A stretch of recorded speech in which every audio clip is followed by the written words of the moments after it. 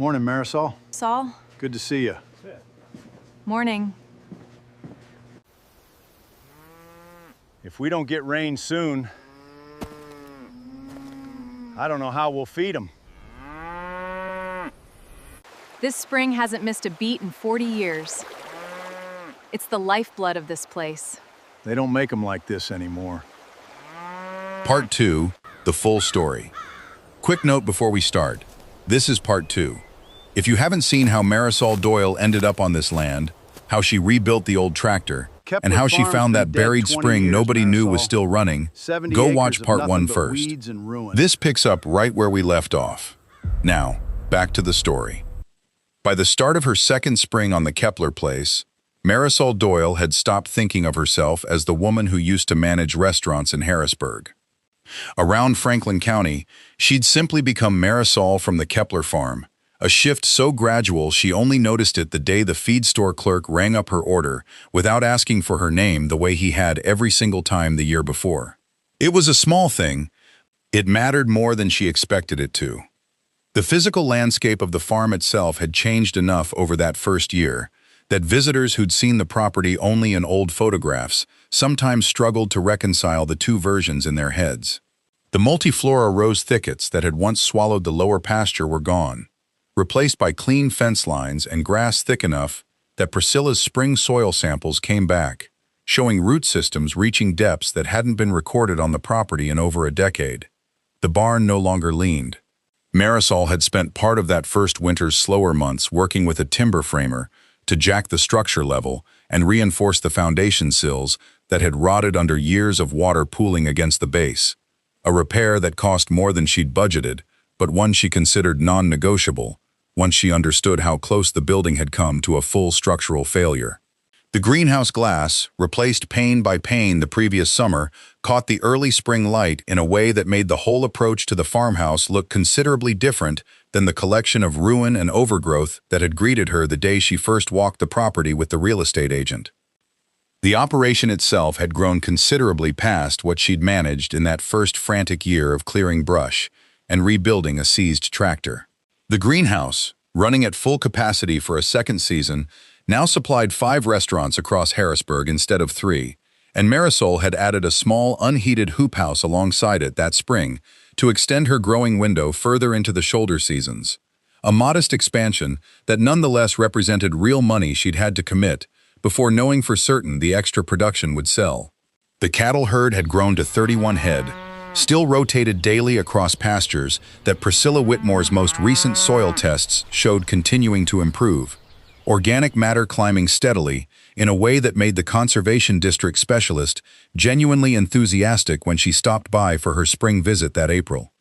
Priscilla's April visit that second year carried a different tone than her earlier ones had.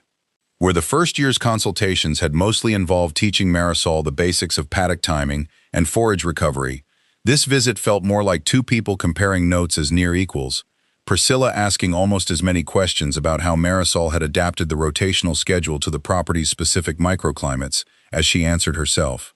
She mentioned toward the end of the visit that she'd started referencing the Kepler place in presentations she gave to other landowners considering the transition, calling it one of the more complete regenerative turnarounds she'd personally overseen in the district, a comment Marisol brushed off with more modesty than she entirely felt, privately proud enough of the observation that she found herself thinking about it for days afterward. But the real test of that second year arrived earlier and harder than anyone in the county had wanted to admit was coming. The winter had been drier than usual, snowpack thin across the ridges, and by the time the spring planting season should have brought its typical run of soaking rains, the region had instead settled into a pattern that old-timers at the feed store were already comparing, uneasily, to the driest stretches anyone could remember. Duane Fetterolf, whose own operation ran nearly 300 head of beef cattle across land considerably larger than Marisol's 70 acres, mentioned to her at the mailbox in May that his hay contractor had already warned him prices were climbing faster than he'd ever seen this early in the season, driven by drought conditions spreading across a much wider stretch of cattle country than just their own corner of Pennsylvania. It was the kind of warning that, a year earlier, might have made Marisol's stomach drop the way it clearly made Duane's. Instead, she found herself thinking mostly about the spring box in her lower pasture, still running steady, still feeding a stock tank that had never once gone dry through the previous summer's dry stretches. She didn't say much about it to Duane that day, not wanting to sound like she was gloating over a resource she'd frankly stumbled into by accident, rather than earned through any particular foresight. But she also didn't stop thinking about it, and by June, as the drought deepened and Duane's own stock ponds began visibly dropping enough that he'd started hauling water twice a week to supplement what his cattle could still reach, she made a decision that surprised even her. She drove over to his place on a Tuesday evening in early June, found him standing at the edge of his largest stock pond with his hands on his hips, staring at a shoreline that had retreated a good 15 feet from where it usually sat that time of year, exposing cracked mud and the skeletal remains of a fence post that hadn't been visible above the waterline in years. She didn't dress up the offer with much preamble. She told him she had more water running through that spring than her own herd was using, and that if he wanted to run a line, she'd rather see it put to use keeping his cattle fed than sitting untouched out of some sense that she needed to hoard it against a worse summer that might never come. It wasn't a simple offer to make, practically or otherwise. The spring's output, while steady, wasn't unlimited, and Marisol had no real data on how it would perform if asked to support cattle numbers far beyond her own 31 head during a summer already testing it harder than any summer since she'd cleared it out. She talked the idea through carefully with Priscilla before making the offer official, and Priscilla ran some rough calculations based on the flow rate they'd measured the previous fall, concluding that the spring likely had enough surplus capacity to support a modest supplemental line to Duane's property, without risking her own herd's water security, provided they monitored the output closely and scaled back if conditions worsened further. Priscilla also suggested installing a simple flow meter at the point where Duane's line would branch off, a small enough investment that would let both of them track usage honestly instead of guessing, an idea Marisol appreciated for the plain practicality of it as much as for what it said about trusting a new arrangement enough to actually measure it, rather than simply hope it worked out. Duane's reaction, when Marisol made the offer, wasn't what she expected. He didn't say much at first, just stood at his own dry stock pond for a long moment, looking at the cracked mud where water should have been. Then he told her in a voice quieter than his usual gruff certainty that a year earlier he'd have bet the farm itself that the Kepler place would be back on the market by now, and that watching her offer to bail out his own operation with water she'd found on land everybody had written off felt like about the strangest turn of events he could have imagined, standing at that same mailbox 12 months earlier.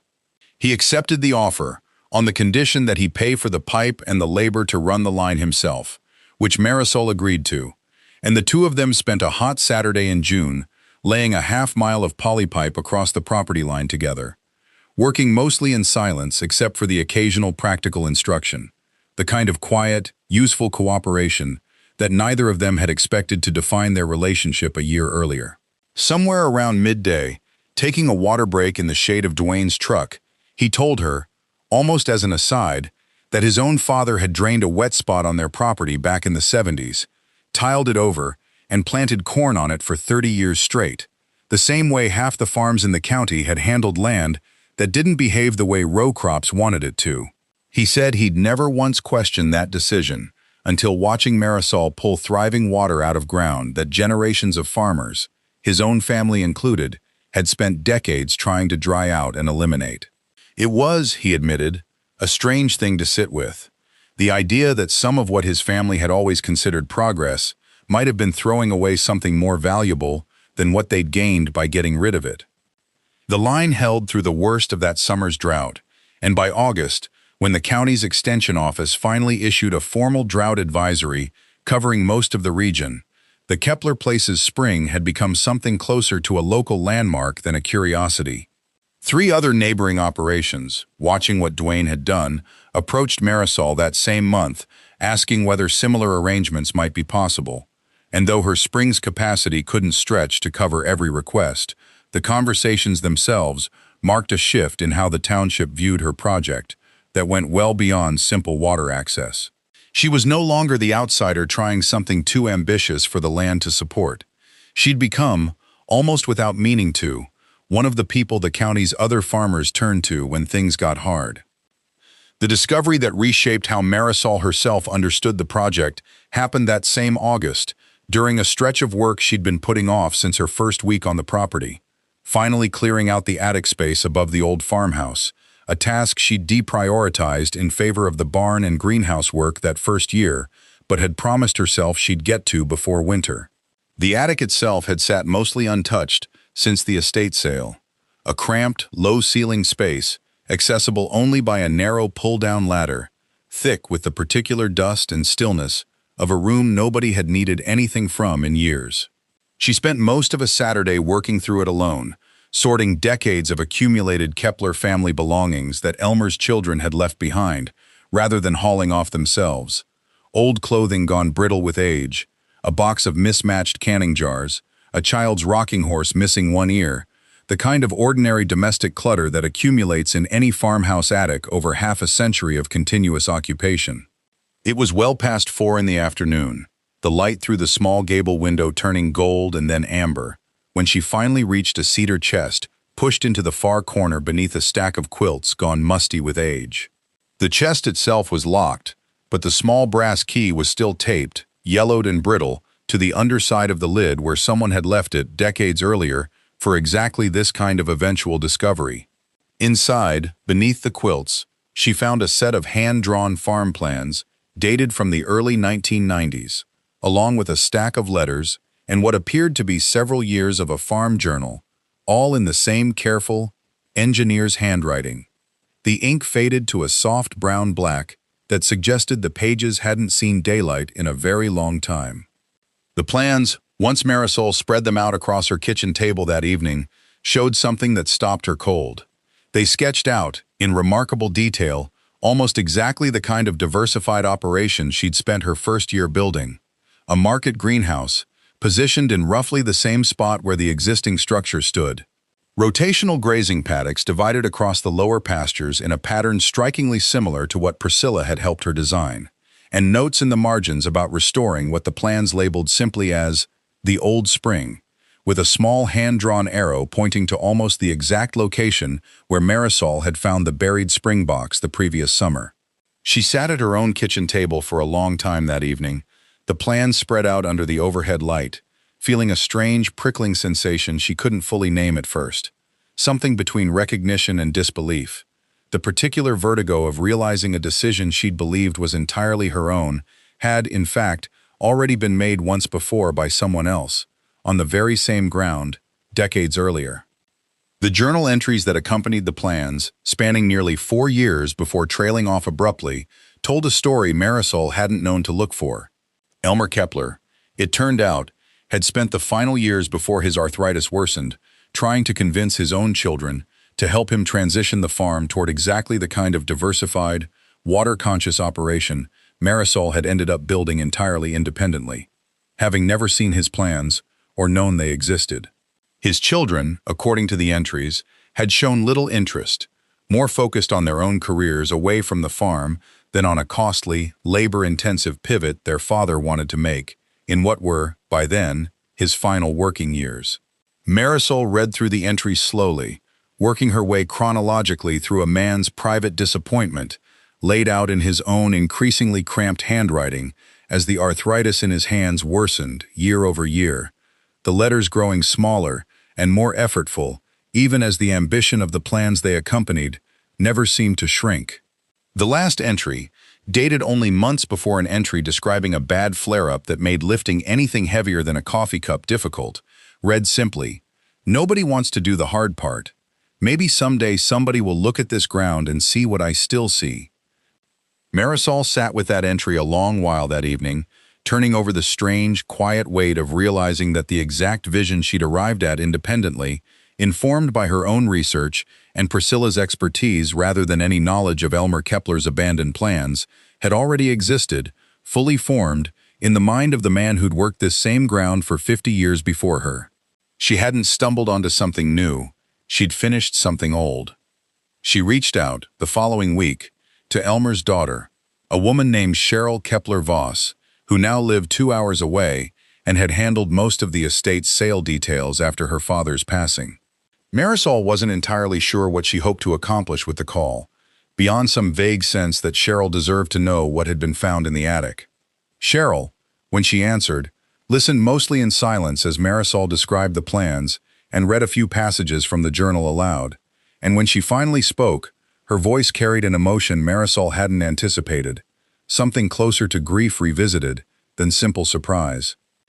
Cheryl explained, haltingly at first and then more freely once she'd settled into the conversation, that she'd always carried a certain guilt about how the farm's final years had gone, about her father's frustration with a family that had, in fairness, built its own lives around careers that had nothing to do with agriculture, and about how quickly she and her siblings had moved to sell the land once he was gone, rather than grapple with what he might have wanted done with it. She asked, near the end of the call, whether she might come see the farm in person, something she hadn't done since the estate sale nearly 3 years earlier. Cheryl's visit, on a warm afternoon in early September, became one of the more quietly significant days of Marisol's second year on the property.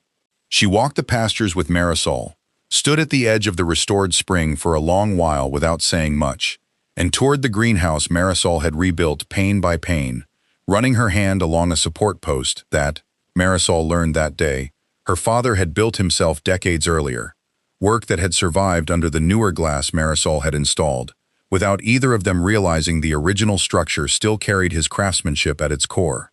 At the spring, Cheryl finally spoke at length, telling Marisol that her father used to talk about that exact spot when she was a girl, before drainage tiling and modern wells had made it seem like an unnecessary relic, and that hearing it was running again, feeding cattle across 2 properties during the worst drought the county had seen in years, felt like watching something her father had genuinely believed in finally get the chance he'd never gotten to give it himself.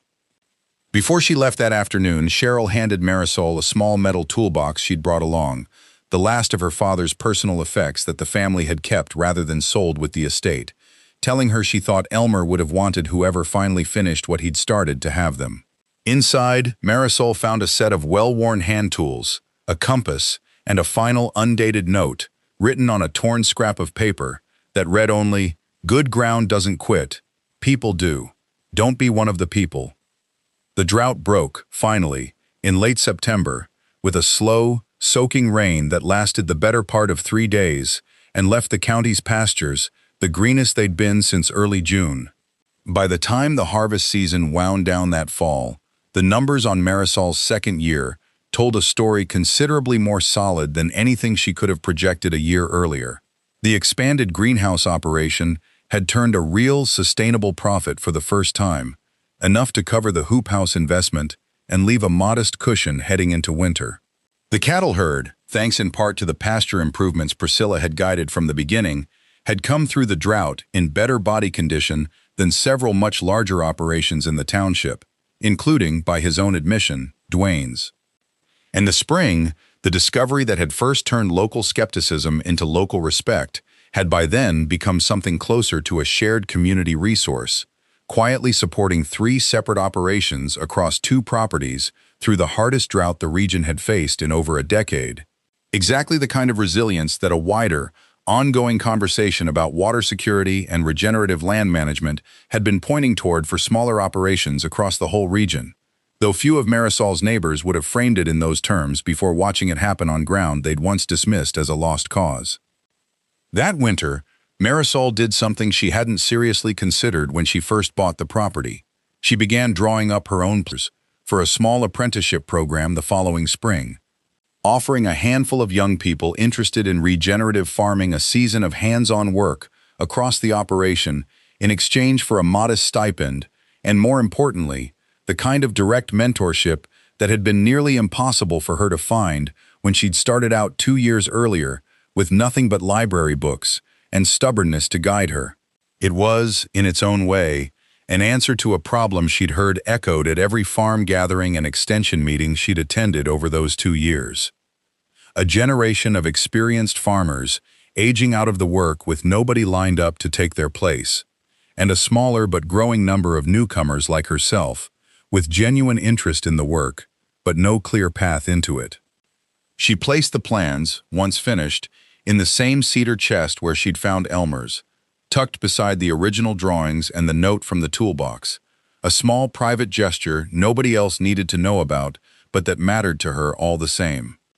By the second spring, the township's conversation about the Kepler place had shifted once more, from grudging respect to something closer to genuine local pride.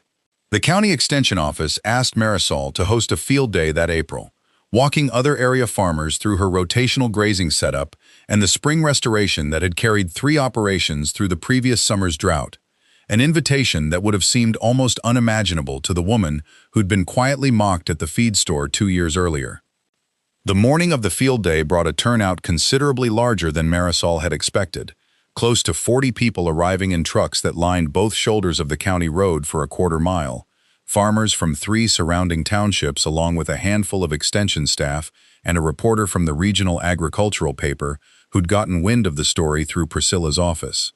Marisol walked them through the operation in stages, starting at the greenhouse and working out toward the pastures, explaining the rotational timing, the soil test results Priscilla had tracked over 2 full seasons, and finally, at the edge of the lower pasture, the spring itself, still running steady, its stock tank overflowing gently into a small overflow channel Marisol had added the previous fall to keep the surrounding ground from getting soggy. Duane Fetterolf showed up to that field day early, helped set up chairs before anyone else arrived, and told the gathered crowd, when Marisol asked if he'd say a few words about the water-sharing arrangement, that he'd learned more about actually taking care of land in 2 years watching his neighbor work than he had in 3 decades of farming, the way his own father had taught him. Mostly because nobody had ever pushed him to ask whether the way he'd always done things was actually the best way, until a woman with no farming background showed up next door and proved, patiently and without much fanfare, that it wasn't. He talked, too, about the wet spot his own father had drained and tiled over decades earlier, telling the crowd he intended to have it surveyed that summer, to see whether there was any chance of bringing a similar spring back to life on his own ground. A comment that drew a ripple of quiet interest from several other farmers standing nearby, who admitted, once the formal talk wound down, that they had similar old wet spots on their own properties they'd never once thought to reconsider.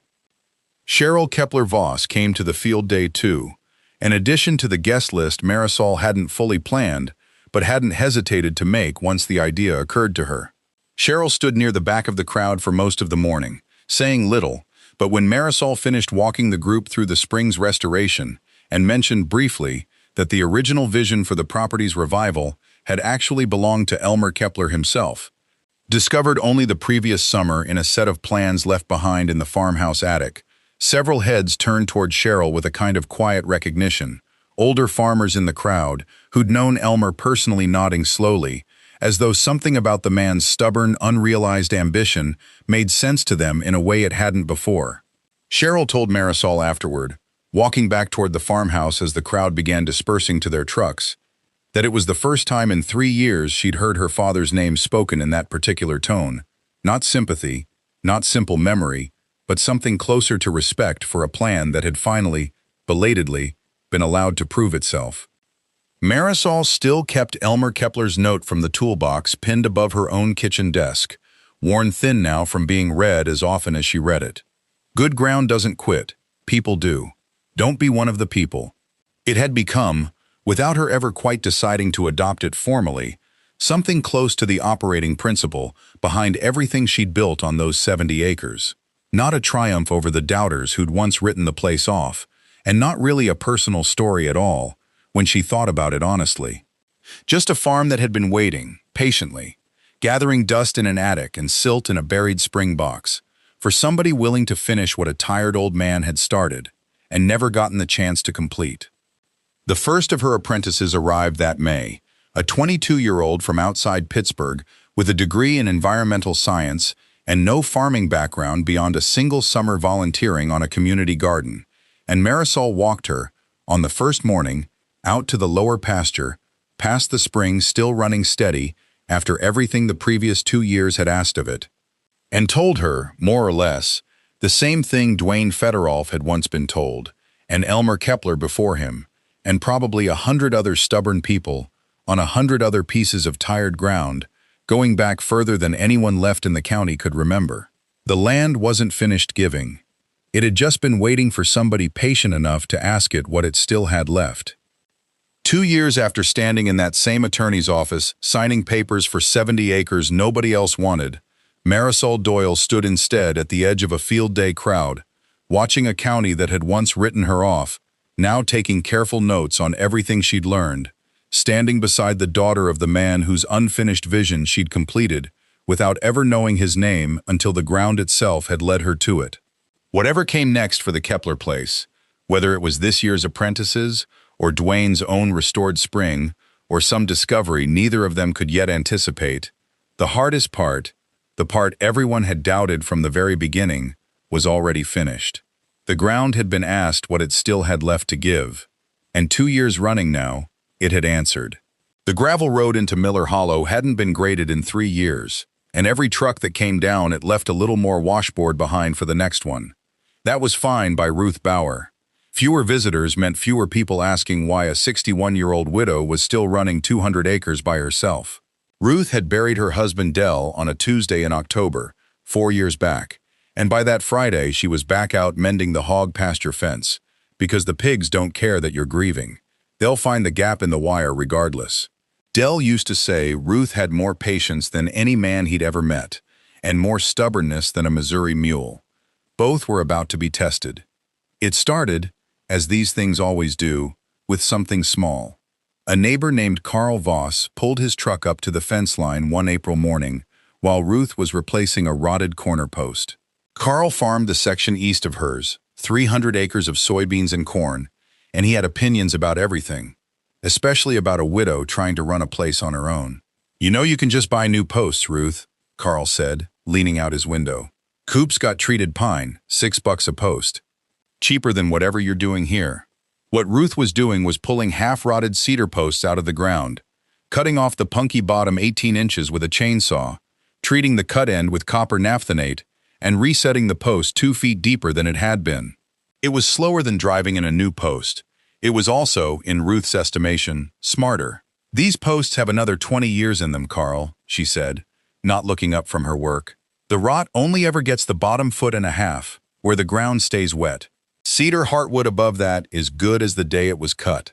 Carl laughed, the kind of laugh men do when they think a woman is being sentimental instead of practical. "You're keeping scrap wood out of nostalgia.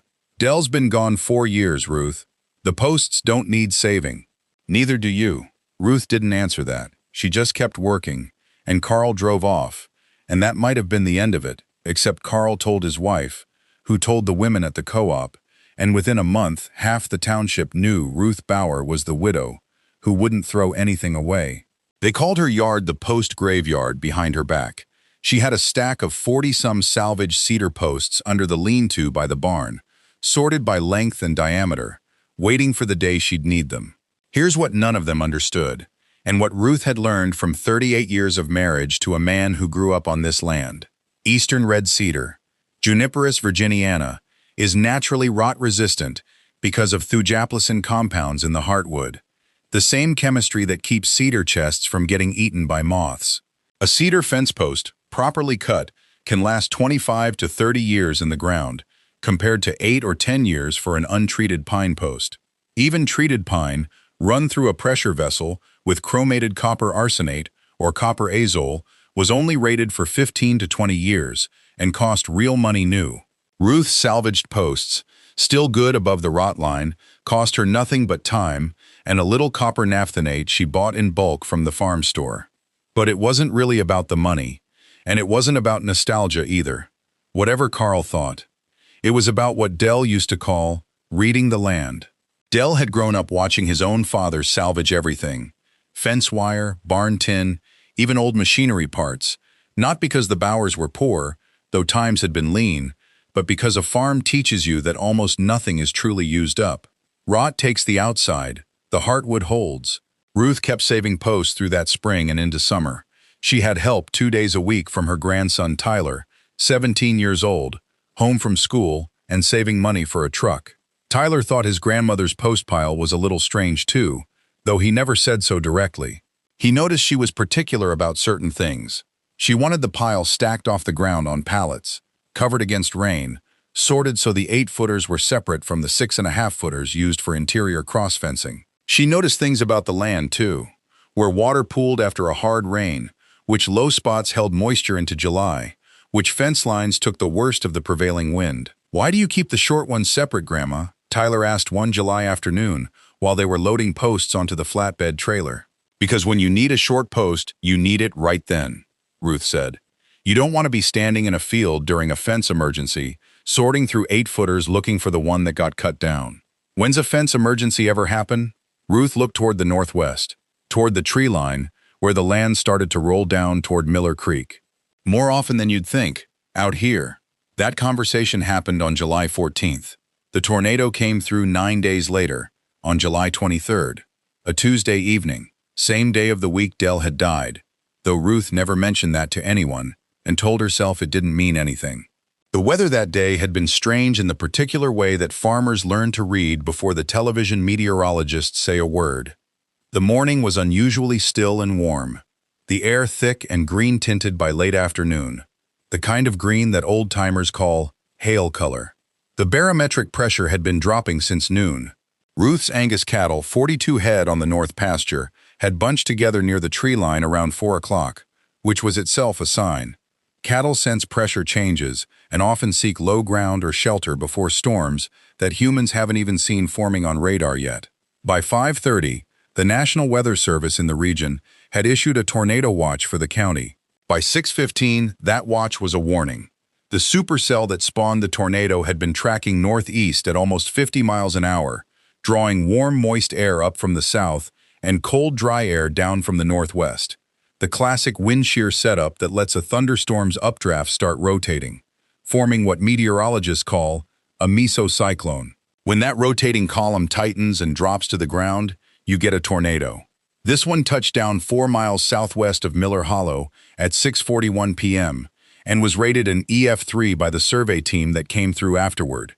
Winds between 136 and 165 miles per hour. Ruth had the radio on in the kitchen, the old battery-powered weather radio Dell had bought back in the 90s. And when the tone alert went off, she didn't hesitate. She'd lived through 2 other close calls in her lifetime, and she knew exactly what mattered. Get people and animals to shelter, and get it done fast, because an EF3 tornado can cover 4 miles in under 5 minutes. Tyler was still at the barn. Ruth called him on his cell, told him to get to the storm cellar behind the house. The old root cellar, Dell's grandfather had dug into the hillside back when a storm cellar meant a hole in the ground with a slanted door and not much else. Ruth grabbed her 2 barn cats, shoved them into a plastic tote with holes punched in the lid, and ran for the cellar herself. They didn't get the cattle to shelter. There wasn't time, and cattle don't shelter the way people do anyway. They don't fit in a root cellar, and open pasture is often statistically safer for livestock than being caught near structures that can become flying debris.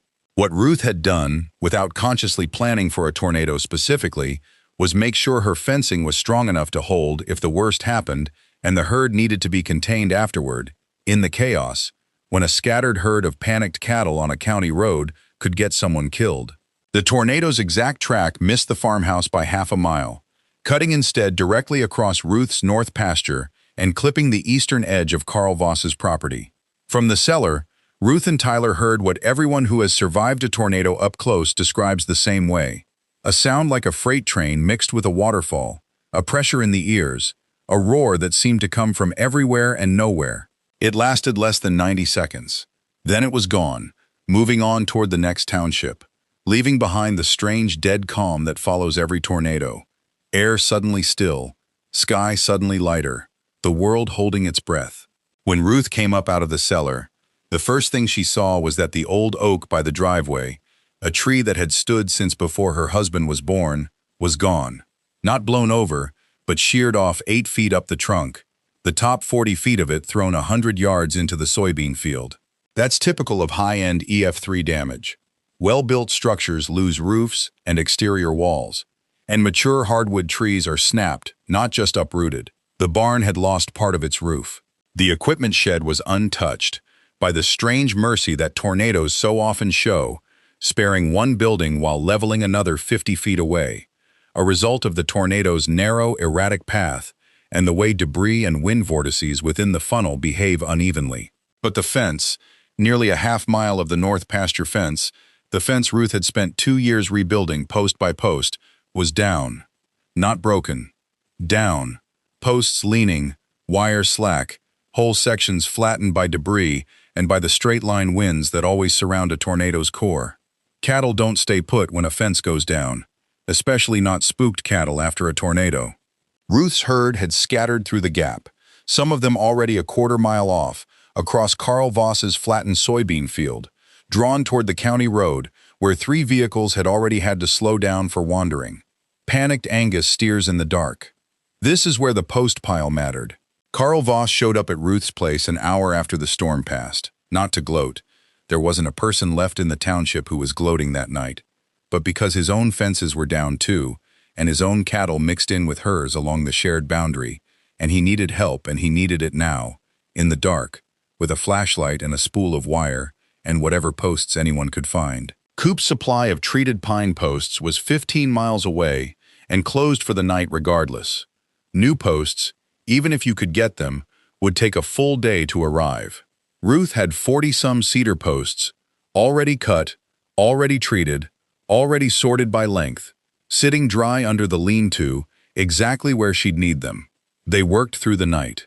Tyler ran the tractor with a post-hole auger attachment when the ground allowed it, and where the ground was too torn up with debris for the auger, Ruth and Carl set posts by hand, the way it had been done for 150 years on that land, digging with a spade and a post-hole digger, tamping the fill dirt in 6-inch layers.